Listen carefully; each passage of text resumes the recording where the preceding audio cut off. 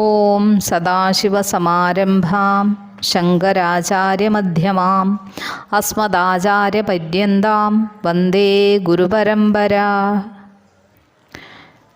ശിവാനന്ദാശ്രമം പാലക്കാട് പ്രസിദ്ധീകരിച്ച സ്വാമി ജ്ഞാനാനന്ദ സരസ്വതി തിരുവടികൾ എഴുതിയ ഭാഗവത രഹസ്യം ദശമസ്കന്ധം തുടർന്നു വായിക്കുന്നു.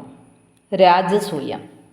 അനന്തരം ഒരു ദിവസം ഭഗവാൻ തൻ്റെ പതിവ് പോലുള്ള നിത്യവൃത്തികളൊക്കെ കഴിഞ്ഞ് രാജ്യസഭയിലെത്തി.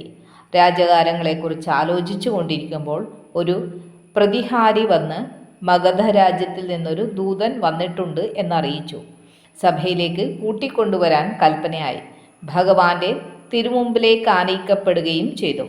ദൂതൻ സഭയിൽ വന്ന ഉടനെ തന്നെ ഭഗവാനെ സാഷ്ടാംഗം വീണ് നമസ്കരിച്ചു. ഇത് കണ്ടപ്പോൾ തന്നെ എല്ലാവരും സംശയം പ്രകടിപ്പിച്ചു. കാരണം മഗധ രാജ്യത്തെ രാജാവ് ജരാസന്ധനാണ്. ജരാസന്ധൻ ഭഗവാന്റെ ആജന്മ ശത്രുവുമാണ്. ശത്രുവിൻ്റെ ഒരു ദൂതൻ ഇത്രത്തോളം മാനിക്കാൻ കാരണമില്ല. അതിൽ എന്തോ ഒരജ്ഞാത തത്വം ഒളിഞ്ഞു കിടപ്പുണ്ടെന്ന് എല്ലാവർക്കും തോന്നി. ആരും ഒന്നും മിണ്ടിയതുമില്ല. പിന്നീട് ഭഗവാൻ ദൂതനോട് വർത്തമാനങ്ങളൊക്കെ ചോദിച്ചു. അപ്പോൾ പറയുകയാണ്, ജരാസന്ധൻ കാരണം കൂടാതെ അനവധി ക്ഷത്രിയന്മാരെ ബലാത്കാരേണ പിടിച്ച് ജയിലിൽ വെച്ച് നരകയാതന അനുഭവിച്ചു വരുന്നുണ്ട്. അവർ ദുർബലന്മാരാണെന്ന ഒരൊറ്റ കാരണം കൊണ്ടാണ് അവരെ അങ്ങനെ ഉപദ്രവിക്കുന്നത്. ബലവാന്മാർ ദുർബലന്മാരെ ഇങ്ങനെ കാരണം കൂടാതെ ഉപദ്രവിക്കാൻ തുടങ്ങിയാൽ എന്താണ് നിവൃത്തി? അതിനാൽ ലോകോപദ്രവിയായ ജരാസന്ധനെ കൊന്ന് ആ സാധു ക്ഷത്രിയരെ രക്ഷിക്കണം. അവിടുന്ന് വിചാരിച്ചാലല്ലാതെ ഈ മഹാകാര്യം നടക്കാൻ പോകുന്നില്ല. ഈ വർത്തമാനം ഇവിടെ അറിയിക്കാൻ വേണ്ടി ആ ജയിൽ പുള്ളികൾ തന്നെയാണ് എന്നെ അയച്ചത്. ഇതാണ് ദൂതൻ്റെ മൊഴി. എല്ലാവരും കേട്ടു. എന്ത് ചെയ്യണമെന്നറിയാതെ സഭ മൗനം കൊണ്ടു. ഭഗവാൻ ദൂതനോട് മറുപടി പറയാൻ തുടങ്ങുമ്പോഴേക്ക് പെട്ടെന്ന് ശ്രീ നാരദ മഹർഷി സഭയിലേക്ക് കയറി വന്നു. അപ്പോൾ പിന്നെ മുമ്പേ വേണ്ടത് അദ്ദേഹത്തെ ഉപചരിക്കലാണല്ലോ. ഭഗവാൻ വേഗം എഴുന്നേറ്റ് നാരദ മഹർഷിയെ വേണ്ട പോലെ ഉപചരിച്ചിരുത്തി. യുധിഷ്ഠിര മഹാരാജാവിൻ്റെ ഒരു ദൗത്യവും വഹിച്ചാണ് താൻ വന്നിരിക്കുന്നതെന്നാണ് നാരദ മഹർഷിയുടെ അറിയിപ്പ്. യുധിഷ്ഠിര രാജാവിന് വിശ്വോത്തരമായ രാജസൂയ മഹായജ്ഞം കൊണ്ട് ഭഗവാന്റെ വിഭൂതികളെ സന്ദർപ്പണം ചെയ്യാൻ ആഗ്രഹമുണ്ട്. ആ മഹാകൃത്യത്തിൻ്റെ ചുമതല മുഴുവൻ ഭഗവാൻ തന്നെ ഏറ്റെടുത്ത് നടത്തിച്ചു തരികയും വേണം. അങ്ങനെ അവിടുന്ന് അനുവദിക്കുന്ന പക്ഷം ഇപ്പോൾ തന്നെ എല്ലാ പരിവാരങ്ങളോടും കൂടി ഹസ്തിനപുരത്തേക്ക് പുറപ്പെട്ടു വന്ന് യജ്ഞം കഴിയുന്നതുവരെ അവിടെ താമസിക്കുകയും വേണം എന്നൊക്കെയാണ് ശ്രീ നാരദ മഹർഷി യുധിഷ്ഠിര മഹാരാജാവിൻ്റെ സന്ദേശമായി അവിടെ അറിയിച്ചത്. ഇതുകൂടെ കേട്ടപ്പോൾ ഒരേ സമയത്ത് രണ്ട് കാര്യങ്ങൾ നടത്തണമെന്ന നിലയാണ് വന്നത്. രണ്ടും ഒരുപോലെ ഗൗരവമുള്ളതാണ്. അതിനാൽ ഒന്ന് നീട്ടിവെക്കാമെന്ന് വെക്കാൻ നിവൃത്തിയില്ല. എങ്കിലും ഒരേ സമയത്ത് ഒരാൾ രണ്ട് കാര്യങ്ങൾ ചെയ്യുക എന്നത് സംഭവ്യമല്ലല്ലോ. അതിനാൽ ഏതാണ് മുൻപേ ചെയ്യേണ്ടതെന്ന ആലോചനയായി. ചിലർ ജരാസന്ധനോട് യുദ്ധത്തിന് പോവുകയാണ് ആദ്യം വേണ്ടതെന്ന് ശഠിച്ചപ്പോൾ മറ്റു ചിലർ രാജസൂയത്തിനാണ് ആദ്യം പോവേണ്ടതെന്ന് വാദിച്ചു. പ്രസ്തുത രണ്ട് കാര്യങ്ങളുടെയും ഗൗരവത്തെയും പ്രാധാന്യത്തെയും പറ്റി ചർച്ച ചെയ്തുകൊണ്ട് ആ രാജ്യസഭ കുറേ നേരം ചൂടുപിടിച്ച വാദപ്രതിവാദം നടത്തി. എന്നാൽ കൃത്യമായൊരു തീർപ്പ് കൽപ്പിക്കാൻ കഴിഞ്ഞതുമില്ല. അപ്പോൾ ഭഗവാൻ ഉദ്ധവരാകുന്ന തൻ്റെ മുഖ്യമന്ത്രിയോട് അദ്ദേഹത്തിൻ്റെ അഭിപ്രായം പറയാൻ ആവശ്യപ്പെട്ടു. ഉദ്ധവൻ്റെ അഭിപ്രായത്തിൽ അവ രണ്ടും രണ്ട് കാര്യമേ അല്ല, ഒരു കാര്യത്തിൻ്റെ രണ്ട് ഘടകങ്ങൾ മാത്രമാണ്. രാജസൂയ യത്നം നടത്തണമെങ്കിൽ ദിഗ്ജയം അവശ്യം സാധിച്ചേ തീരൂ. ദിഗ്ജയം സാധിക്കണമെങ്കിൽ അപ്പോൾ ജരാസന്ധനോടും എതിർക്കേണ്ടി വരും. അപ്പോൾ അയാളെ കൊന്ന് രാജാക്കന്മാരെ രക്ഷിക്കുകയും ചെയ്യാം. അതിനാൽ ജരാസന്ധ വധമെന്നത് രാജസൂയത്തിൻ്റെ തന്നെ ഒരംഗം മാത്രമേ ആവുന്നുള്ളൂ. രാജസൂയ യജ്ഞത്തിന് പോയാൽ നിലവിലുള്ള രണ്ട് കാര്യങ്ങളെയും സാധിക്കാം. അതിനാൽ അതാണ് മുമ്പേ ചെയ്യേണ്ടത് എന്നായിരുന്നു ഉദ്ധവൻ്റെ അഭിപ്രായം. യുക്തിയോടും ന്യായത്തോടും കൂടിയ പ്രസ്തുതാഭിപ്രായത്തെ എല്ലാവരും മാനിക്കുകയും അനുമോദിക്കുകയും ചെയ്തു. അതിനാൽ അപ്പോൾ തന്നെ ഭഗവാൻ ദ്വാരകാവാസികളായ എല്ലാവരോടും കൂടി ഇന്ദ്രപ്രസ്ഥത്തിലേക്ക് പുറപ്പെടാൻ തീർച്ചപ്പെടുത്തി. മഗധരാജ്യത്തിൽ നിന്ന് വന്ന ദൂതനോട് അധികം താമസിയാതെ തന്നെ ജരാസന്ധനെ കൊന്ന് ജയിലിലുള്ള രാജാക്കന്മാരെ രക്ഷിക്കാമെന്ന് പറഞ്ഞ് മടക്കി അയച്ചു. സഭ പിരിഞ്ഞു. അപ്പോൾ യാത്രയ്ക്കുള്ള ഒരുക്കമായി. എണ്ണമറ്റ സ്ത്രീ പുരുഷന്മാരോടും വാദ്യമേളഘോഷങ്ങളോടും പല തരത്തിലുള്ള രാജകീയ ചിഹ്നങ്ങളോടും കൂടി ഭഗവാനും പരിവാരങ്ങളും യുധിഷ്ഠിര രാജധാനിയിലേക്ക് പുറപ്പെട്ടു കഴിഞ്ഞു. വഴിക്ക് ഓരോ രാജ്യത്ത് പാളയമടിച്ച് താമസിച്ചും അതാത് രാജാക്കന്മാരുടെ ആതിഥ്യത്തെ സ്വീകരിച്ചും ക്രമേണ 5-ാം ദിവസം ഹസ്തിനപുര പട്ടണത്തിൻ്റെ അതിർത്തിയിലെത്തി. യുധിഷ്ഠിര രാജാവ് എല്ലാ ആർഭാടങ്ങളോടും കൂടി പട്ടണാതിർത്തിയിൽ വെച്ച് തന്നെ ഭഗവാനെ സ്വീകരിച്ച് അരമനയിലേക്ക് കൂട്ടിക്കൊണ്ടുപോയി. ഭഗവാനും പരിജനങ്ങൾക്കും വേണ്ടുന്ന എല്ലാ സൗകര്യങ്ങളും ചെയ്തു കൊടുത്തു യുധിഷ്ഠിര രാജാവ്. അങ്ങനെ അവരെല്ലാവരും കൂടെ ഏതാനും ദിവസങ്ങൾ അവിടെ സുഖമായി കഴിച്ചുകൂട്ടി. അങ്ങനെയിരിക്കുമ്പോൾ ഒരു ദിവസം രാജ്യസഭയിൽ വെച്ച് ധർമ്മപുത്രർ തൻ്റെ ആഗ്രഹത്തെ പ്രകാശിപ്പിച്ച് അതിനെ സാധിപ്പിച്ചു തരാനായി ഭഗവാനോട് അപേക്ഷിച്ചു. ഭഗവാൻ അദ്ദേഹത്തിൻ്റെ ആഗ്രഹത്തെ അഭിനന്ദിക്കുകയും അനുമോദിക്കുകയും ചെയ്തു. പിറ്റേ ദിവസം തന്നെ യജ്ഞത്തിൻ്റെ പ്രാരംഭ ചടങ്ങായി ദിഗ്വിജയത്തിന് പുറപ്പെടാൻ തീർച്ചപ്പെടുത്തി. അർജുനൻ, ഭീമൻ, നകുലൻ, സഹദേവൻ എന്നീ 4 യോദ്ധാക്കന്മാരോടും അവരവരുടെ കീഴിൽ അസംഖ്യം സൈന്യങ്ങളോടും കൂടി 4 ദിക്കിലേക്കും പുറപ്പെട്ടു. കുറേ ദിവസങ്ങളെ കൊണ്ട് അവർ 4 ആളും പല ദിക്കിലും ചുറ്റി സഞ്ചരിച്ച് പല രാജാക്കന്മാരോടും എതിർത്ത് അവരെയൊക്കെ കീഴൊതുക്കി അനവധി ദ്രവ്യങ്ങളോടും കൂടി തിരിച്ചു വന്നു. ദിഗ്വിജയം കഴിഞ്ഞ് എല്ലാ രാജാക്കന്മാരും കീഴൊതുങ്ങി. എല്ലാവരും യുധിഷ്ഠിര മഹാരാജാവിന് കപ്പം കൊടുത്തു. അവരെല്ലാവരും ഭാരത ചക്രവർത്തിയായ യുധിഷ്ഠിരൻ്റെ മഹായജ്ഞത്തിൽ പങ്കുകൊള്ളാൻ വരുമെന്ന് കേട്ടപ്പോൾ ധർമ്മപുത്ര മഹാരാജാവിന് വളരെ സന്തോഷമായി. അപ്പോഴാണ് ഭഗവാൻ അവരോട് ജരാസന്ധൻ്റെ നിലയെപ്പറ്റി ചോദിച്ചത്. ആരും അവിടേക്ക് പോയിട്ടില്ലെന്നും അദ്ദേഹത്തെ കണ്ടിട്ടില്ലെന്നും അവരിൽ നിന്ന് മനസ്സിലായി. പിറ്റേ ദിവസം തന്നെ മഗധ രാജ്യത്ത് പോയി ജരാസന്ധനെയും കൂടി ജയിച്ച് വരണമെന്ന് തീർച്ചപ്പെടുത്തുകയും ചെയ്തു. അതുപ്രകാരം ഭഗവാനും ഭീമാർജുനന്മാരും മാത്രം സൈന്യങ്ങളോടും ആയുധങ്ങളോടും കൂടാതെ ബ്രാഹ്മണ വേഷം ധരിച്ച് പിറ്റേന്ന് മഗധ രാജ്യത്തിലേക്ക് പുറപ്പെട്ടു. മഹാരാജാവ് അതിഥികളെ സ്വീകരിക്കുന്ന സമയം നോക്കി 3 ആളും അരമനയിലേക്ക് കയറി ചെന്നു. തങ്ങൾ വളരെ ദൂരത്തു നിന്ന് നടന്നു വരുന്ന ബ്രാഹ്മണരാണെന്നും അങ്ങ് വലിയ ദാതാവാണെന്ന് കേട്ടിട്ടുണ്ടെന്നും അങ്ങയിൽ നിന്ന് ഒരു കാര്യം സാധിക്കാനുണ്ടെന്നും ആയത് സാധിപ്പിച്ച് തരാമെന്ന് ആദ്യം തന്നെ പ്രതിജ്ഞ ചെയ്താൽ കാര്യം എന്താണെന്ന് പറയാമെന്നുമൊക്കെ പറഞ്ഞു കപട ബ്രാഹ്മണർ. ജരാസന്ധനാകപ്പാടെ സംശയമായി. വേഷം കൊണ്ട് നോക്കുമ്പോൾ ബ്രാഹ്മണരാണ്, എന്നാൽ ആകൃതി കൊണ്ടും പെരുമാറ്റം കൊണ്ടും നോക്കുമ്പോൾ ബ്രാഹ്മണ്യത്തെക്കാൾ കൂടുതൽ ക്ഷാത്രമാണ് പ്രകാശിക്കുന്നത്. അതിനാൽ കൃത്രിമമായി ബ്രാഹ്മണവേഷം കെട്ടിവന്ന വല്ല ക്ഷത്രിയന്മാരുമായിരിക്കുമോ? ഇങ്ങനെ പലതും സംശയിച്ചു ജരാസന്ധ രാജാവ്. അവസാനമാണ് അവരുടെ കൈകളിലേക്ക് നോക്കിയത്. അപ്പോൾ സംശയം മുഴുവൻ തീർന്നു. 3 ആളുടെ കൈകളിലും ഞാൺ തഴമ്പുണ്ട്. അത് ബ്രാഹ്മണർക്കുണ്ടാവാൻ വയ്യ. ക്ഷത്രിയരാണെന്ന് തീർച്ചപ്പെട്ടു. പിന്നെ നോക്കിയപ്പോൾ മുഖപരിചയവും വന്നു. എവിടെയോ വച്ച് കണ്ടിട്ടുണ്ടെന്ന് പോലും ബോധ്യമായി. എങ്കിലും ഇതൊന്നും വെളിവാക്കാതെ അവരുടെ സംരംഭമെന്തെന്ന് അറിയാമെന്ന് കരുതി. ആവശ്യപ്പെടുന്നത് എന്തായാലും തരാമെന്ന് പ്രതിജ്ഞ ചെയ്തു. അപ്പോൾ ഭഗവാൻ പറഞ്ഞു, ഞങ്ങൾ അന്വേച്ഛുക്കളായ ബ്രാഹ്മണരല്ല, യുദ്ധേച്ഛുക്കളായ ക്ഷത്രിയരാണ്. ഇവർ ഭീമനും അർജുനനുമാണ്. ഞാൻ ഇവരുടെ മാതുലേയനായ കൃഷ്ണനുമാണ്. ദ്വന്ദ്വയുദ്ധമാണ് ഞങ്ങൾക്ക് ആവശ്യം. അതിനാൽ ഞങ്ങളിൽ അങ്ങേക്കിഷ്ടമുള്ള ഏതെങ്കിലും ഒരാളോട് മരണപര്യന്തം ദ്വന്ദ്വയുദ്ധം ചെയ്യാൻ ഇപ്പോൾ തന്നെ ഒരുങ്ങണം. ജരാസന്ധൻ ഇത് കേട്ട് പരിഹാസപൂർവ്വം പൊട്ടിച്ചിരിച്ചു. അനന്തരം ഭഗവാനോട് പറയുകയാണ്, ഓഹോ, യുദ്ധമാണ് നിങ്ങൾക്ക് വേണ്ടതല്ലേ? തരാം. എന്നാൽ നിന്നോട് ഞാൻ യുദ്ധം ചെയ്യുകയില്ല. കാരണം എന്നെ ഭയപ്പെട്ട് നാടും വീടും വിട്ടോടിപ്പോയ ഭീരുവാണ് നീ. ഇപ്പോൾ സമുദ്രത്തെ ആശ്രയിച്ചു കഴിഞ്ഞുകൂടുകയാണ്. ഭീരുക്കളോട് യോദ്ധാക്കന്മാർ യുദ്ധം ചെയ്യുന്ന പതിവില്ല. അതിനാൽ നിന്നോട് യുദ്ധം ചെയ്യാൻ നിവൃത്തിയില്ല. അർജുനൻ ദുർബലനാണ്. അവനോട് യുദ്ധം ചെയ്യുന്നത് ധർമ്മമായിരിക്കില്ല. ഭീമൻ ഏതാണ്ട് എന്നോട് തുല്യ ബലമുള്ളവനാണ്. അതിനാൽ ഭീമനോട് യുദ്ധം ചെയ്യാം എന്ന് പറഞ്ഞ് അപ്പോൾ തന്നെ ഭീമസേനൻ ഒരു ഗദ കൊടുത്ത് താനും ഒരു ഗദയെടുത്ത് എല്ലാവരും കൂടി കോട്ടയ്ക്ക് പുറത്ത് മൈതാനത്തിൽ ചെന്ന് യുദ്ധം ആരംഭിച്ചു. വൈകുന്നേരം വരെ ശത്രുക്കളുടെ മാതിരി ഭയങ്കരമാകും വണ്ണം 2 ആളും കൂടി യുദ്ധം ചെയ്യും. വൈകുന്നേരമായാൽ യുദ്ധം അവസാനിപ്പിച്ച് ബന്ധുഭാവത്തോടും സൗഹാർദ്ദത്തോടും കൂടി കുളിച്ച് ആഹാരം കഴിച്ച് കിടന്നുറങ്ങും. ഇങ്ങനെ തുടർച്ചയായി 27 ദിവസം കഴിഞ്ഞു. എന്നിട്ടും വിജയമോ പരാജയമോ രണ്ടാൾക്കും കൈവന്നിട്ടില്ല. ഇനിയും എത്ര ദിവസമാണ് ഈ യുദ്ധം നീണ്ടു നിൽക്കാൻ പോകുന്നതെന്ന് പലരും ആശങ്കയെ പ്രകടിപ്പിച്ചു. എന്നാൽ ഭീമസേനന്റെ ശക്തി കുറേശ്ശെയായി ക്ഷയിക്കാൻ തുടങ്ങിക്കഴിഞ്ഞിരുന്നു. അത് മറ്റാരും അറിഞ്ഞിട്ടില്ല എന്നേ ഉള്ളൂ. 27-ാം ദിവസം രാത്രി കിടക്കുമ്പോൾ ഭീമസേനൻ തൻ്റെ ശക്തിക്ഷയത്തെയും ആശങ്കയും ഭഗവാന്റെ മുൻപിൽ പ്രകാശിപ്പിച്ചു.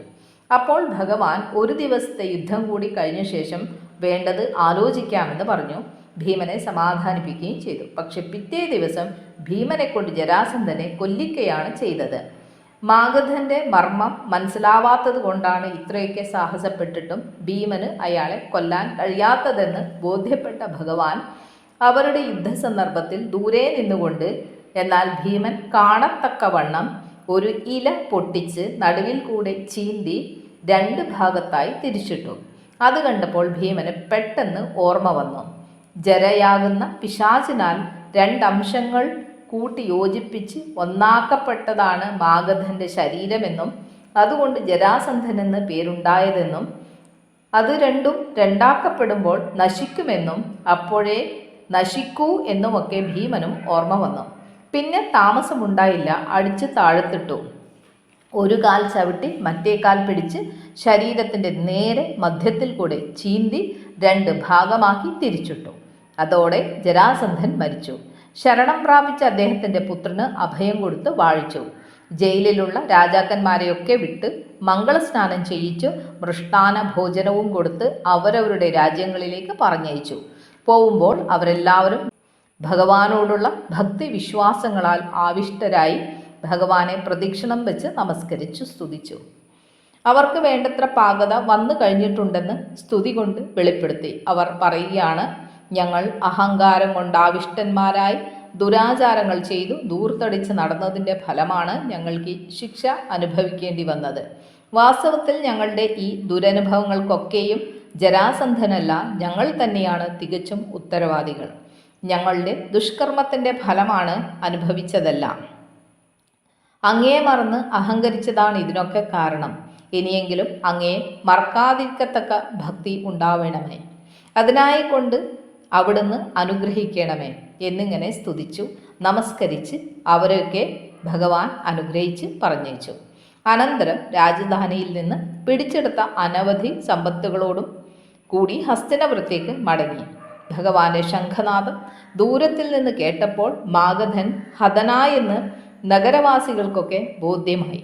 എല്ലാവരും കൂടി വാദ്യമേളഘോഷങ്ങളോടെ നഗരത്തിൻ്റെ അതിർത്തിയിൽ ചെന്ന് ഭഗവാനെ എതിരേറ്റു കൂട്ടിക്കൊണ്ടുവന്നു. ഇതോടെ ഒരുക്കങ്ങളെല്ലാം പൂർത്തിയായി. രാജസൂയ യത്നത്തിനുള്ള ആരംഭമായി. മുഹൂർത്ത സമയത്ത് ബ്രാഹ്മണർ സ്വർണ്ണക്കരി കൊണ്ട് സ്ഥലം ഉഴുത് ശരിപ്പെടുത്തി. ശാലകളൊക്കെ കെട്ടി ഋത്വിക്കുകളെയും പുരോഹിതന്മാരെയും ഭരിച്ചു. സാമഗ്രികളെല്ലാം സജ്ജമാക്കി. അഗ്നി ചയിക്കപ്പെട്ടു. യജ്ഞം ആരംഭിച്ചു. ആ സമയത്ത് ആരെയാണ് സർവാധ്യക്ഷനായി തിരഞ്ഞെടുത്ത് പാദപൂജ ചെയ്യേണ്ടതെന്ന സംശയം ജനിച്ചു. ഒരുപോലെ യോഗ്യന്മാരായി എത്രയോ അസംഖ്യം ആളുകൾ കൂടിച്ചേർന്ന ആ മഹാസദസ്സിൽ ആരെയാണ് ഭരിച്ചുകൂടാത്തത്? തപസ്സുകൊണ്ടും ജ്ഞാനം കൊണ്ടും ഭക്തി കൊണ്ടും പൗരുഷം കൊണ്ടും കർമ്മശുദ്ധി കൊണ്ടും ഞാൻ മീതെ എന്ന നിലയിലാണ് അവിടെ കൂടിയ മഹാജനങ്ങളൊക്കെ തന്നെയും. അതിൽ ആരെയാണ് ഭരിക്കേണ്ടതെന്ന് അല്പസമയം സംശയിച്ചപ്പോഴേക്ക് സഹദേവൻ യുധിഷ്ഠിരനോട്, ഇതെന്തൊരു സാഹസമാണ്! സർവാധ്യക്ഷനും ജഗന്നിയന്താവുമായ ഭഗവാൻ ഇവിടെയുള്ളപ്പോൾ മറ്റൊരാളെ ആലോചിക്കാൻ തന്നെ എന്തർഹതയാണുള്ളതെന്ന് ചോദിച്ചു.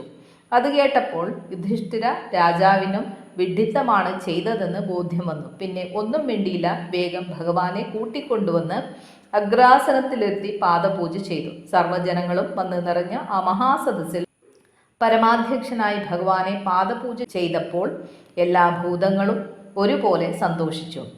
ജയശബ്ദവും നവശബ്ദവും മുഴക്കി. ശംഖനാദവും പുഷ്പവർഷവും ഉണ്ടായി. ഇതൊക്കെ കണ്ട് കലികൊണ്ട ശിശുപാലൻ ഇരിപ്പിടത്തിൽ നിന്ന് എഴുന്നേറ്റ് കൈപൊക്കി സദസ്സിനെയും ഭഗവാനെയും ആക്ഷേപിക്കുകയും ഭഗവാന് അനവധി ദോഷങ്ങൾ ആരോപിച്ച് അവഹേളിക്കുകയും ചെയ്തു. അത് കേട്ടു നിൽക്കാൻ വയ്യാതായ ഭീമാർജുനന്മാർ ആയുധമെടുത്തപ്പോൾ ഭഗവാൻ അവരെ തടഞ്ഞു നിർത്തി. വീണ്ടും ശിശുപാലന്റെ അവഹേളനം വർദ്ധിച്ച സമയത്ത് ഭഗവാൻ തന്നെ ത്രിചക്രം കൊണ്ട് അദ്ദേഹത്തിന്റെ കണ്ഠം മുറിച്ച് വീഴ്ത്തി. പിന്നീട് അമംഗളങ്ങളൊന്നും കൂടാതെ തന്നെ യജ്ഞം നിർവിഘ്നമാവണ്ണം നിറവേറി.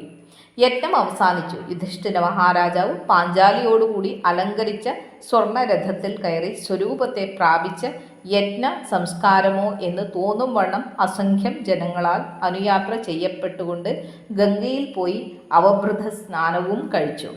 അങ്ങനെ യുധിഷ്ഠിരന്റെ മഹായജ്ഞം കൊണ്ട് ലോകത്തിന് മുഴുവൻ ശുദ്ധി കിട്ടി. യജ്ഞം കഴിഞ്ഞ് ഓരോരുത്തരും പിരിഞ്ഞു പോയി തുടങ്ങി. ഓരോരുത്തരെയും അർഹതയ്ക്ക് അനുസരിച്ച് സമ്മാനങ്ങൾ കൊടുത്തു. ധർമ്മപുത്രർ യാത്രയാക്കുകയും ചെയ്തു. ഏതാനും ദിവസങ്ങളെ കൊണ്ട് ഏറ്റവും അടുപ്പമുള്ള ബന്ധുജനങ്ങൾ ഒഴിച്ച് ബാക്കി എല്ലാവരും അവരവരുടെ സ്ഥാനങ്ങളിലേക്ക് പിരിഞ്ഞുപോയി. ദുര്യോധനാദികൾ പാണ്ഡവരുടെ സ്വന്തം സഹോദരന്മാരാണല്ലോ, അതിനാൽ അവരും പോയിട്ടുണ്ടായിരുന്നില്ല.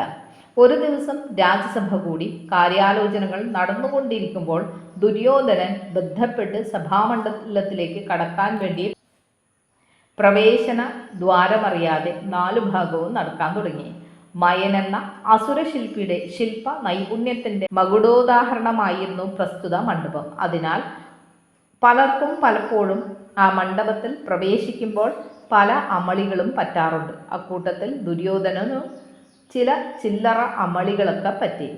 പ്രവേശന ദ്വാരത്തിൽ തുറന്നിട്ട വാതിലോടുകൂടിയ ഭിത്തിയിലെ ചിത്രീകരണം കണ്ട് അതുതന്നെ പ്രവേശന ദ്വാരമെന്ന് തെറ്റിദ്ധരിച്ച് ഓടിച്ചെന്ന മഹാരാജാവിൻ്റെ തല ഭിത്തിയിൽ നന്നായൊന്ന് മുട്ടി. ശബ്ദം കേട്ട് ഒരു പ്രീതിഹാരി ഓടി വന്ന് വഴി കാണിച്ച് ദുര്യോധനനെ അകത്തേക്ക് കൂട്ടിക്കൊണ്ടുപോയി. അതുകൊണ്ടും അനർത്ഥം നിന്നില്ല. അകത്ത് കടന്ന് അങ്കണത്തിൽ കൂടെ നടന്നു പോകുമ്പോൾ ഒരിടത്ത് വെള്ളമുണ്ടെന്ന് തോന്നി. ശില്പവിദ്യ കൊണ്ട് അങ്ങനെ തോന്നിച്ചതല്ലാതെ വാസ്തവത്തിൽ അവിടെ വെള്ളം ഉണ്ടായിരുന്നില്ല. കൗരവ ചക്രവർത്തി തെറ്റിദ്ധരിച്ച് ഉടുപ്പ് നനയാതിരിക്കാൻ വേണ്ടി വസ്ത്രം പൊക്കിപ്പിടിച്ചു. വസ്ത്രം പൊക്കിപ്പിടിച്ചുകൊണ്ട് കുറേ ദൂരം നടന്നിട്ടും ജലത്തിൻ്റെ സ്പർശം പോലും ഉണ്ടായില്ലെന്ന് കണ്ടപ്പോൾ അദ്ദേഹം തന്നെത്താൻ ലജ്ജിതനായി. നോക്കി നിന്നിരുന്നവരിൽ ചിലർ കുറേശ്ശെ ചിരിക്കുകയും ചെയ്തു. അപ്പോൾ തന്നെ തൻ്റെ അഭിമാനത്തിന് ക്ഷതം പറ്റിയെന്ന് തോന്നി ക്രുദ്ധനായി. കുറച്ചുകൂടെ മുന്നോട്ട് പോയപ്പോൾ അറിയാതെ വെള്ളത്തിൽ ചാടി ഉടുപ്പൊക്കെ നനയുകയും ചെയ്തു.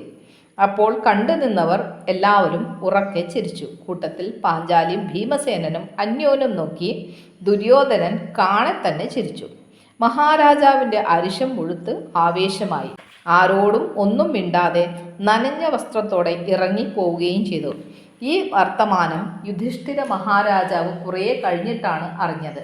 അറിഞ്ഞപ്പോൾ അദ്ദേഹം നന്നായില്ലെന്ന് പറയുകയും ചെയ്തു. ഏതായാലും ഭാരത യുദ്ധമാകുന്ന കൃഷിയുടെ വിത്തുപാകൽ കഴിഞ്ഞതായി ഭഗവാൻ സമാധാനിച്ചു. ഇങ്ങനെ യുധിഷ്ഠിര മഹാരാജാവിൻ്റെ രാജസൂയമാകുന്ന വിശ്വോത്തര മഹായജ്ഞം ഭംഗിയായി നിറവേറി.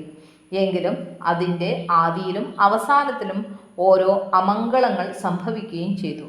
ഒരു നിമിഷനേരം ഭഗവാനെ മറന്ന് ആരെയാണ് അഗ്ര്യപൂജ ചെയ്യേണ്ടതെന്ന ആലോചനയുണ്ടായതിൻ്റെ ഫലമാണ് പ്രസ്തുത അമംഗളമെന്ന് പറയപ്പെട്ടു വരുന്നു. ആദിയിലെ യജ്ഞശാലയിൽ വെച്ച് ഒരു നരഹത്യയാണ് ചെയ്യേണ്ടി വന്നത്, ശിശുപാലവധം. അവസാനം ദുര്യോധനൻ അനിഷ്ടപ്പെട്ടു പോകലും. രണ്ടും സംഭവിക്കാൻ പാടില്ലാത്തതായിരുന്നു, പക്ഷെ സംഭവിച്ചു. കാരണം യുധിഷ്ഠിരൻ്റെ ഭഗവത് വിസ്മൃതിയാണെന്ന് പറയുന്നു. ഒരു നിമിഷം ഭഗവാനെ മറക്കുമ്പോഴേക്ക് ഇത്രയൊക്കെ അമംഗളം സംഭവിക്കാമെങ്കിൽ എപ്പോഴും മറന്നിരിക്കുന്നവരുടെ കഥ എന്താണ്? യജ്ഞത്തിൻ്റെ ഫലമായി ലോകം മുഴുവൻ ക്ഷേമമായെങ്കിലും പാണ്ഡവർക്ക് യജ്ഞാനന്തരം ഭാരതയുദ്ധം കഴിയുന്നത് വരെയും പല തരത്തിലുള്ള ക്ലേശാനുഭവങ്ങളാണ് തുടർച്ചയായി ഉണ്ടായത്. അതും ഭഗവത് വിസ്മൃതിയുടെ ഫലമെന്ന് പറഞ്ഞു വരുന്നു. ഏതായാലും ഭഗവാനെ മറന്നാൽ ജീവൻ ദുഃഖിക്കേണ്ടി വരുമെന്ന് തീർച്ചയാണ്. അതിന് ഉദാഹരണമാണ് ഈ പുണ്യേതിഹാസവും.